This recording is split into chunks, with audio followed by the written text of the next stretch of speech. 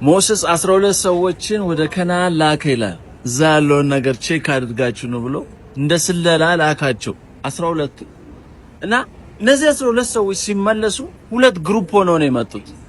ኢማጂን አንድ ቦታ ነው የተላኩት፣ አንድ ቦታ ነው የነበሩት፣ ግን ሲመለሱ ሁለት አይነት ሪፖርት ይዘው ነው የመጡት። አስሩ ምን አሉ? ባድ ኒውስ ይዘው ነው የመጡት። በቃ በጣም የሚያስፈራ ሁኔታ ነው ያለው። ጃይንት ናቸው። ከነዚህ ሰዎች ጋር ፋይት ማድረግ አንችልም፣ ተስፋ መቁረጥ አለብን የሚል ከባድ ባድ ኒውስ ይዘው መጡ።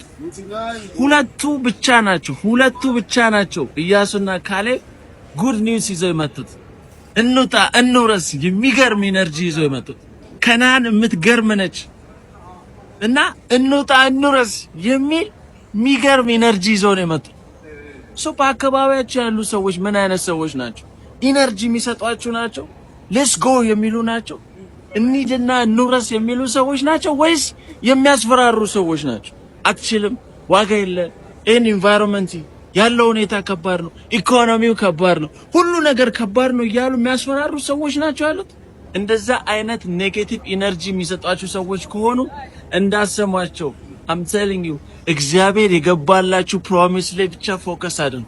እግዚአብሔር ከነዓንን ትወርሳላችሁ ብሏችኋል፣ ትወርሳላችሁ። whatever it is የትኛውንም ኔጌቲቭ ኢነርጂ እንዳትሰሙ። እግዚአብሔር የገባላችሁ ቃል ኪዳን ላይ ብቻ ፎከስ አድርጉ። አሁን ካላችሁበት ሰርከምስታንስ፣ አሁን ካለው ቻሌንጅ በላይ እግዚአብሔር ትልቅ ነው።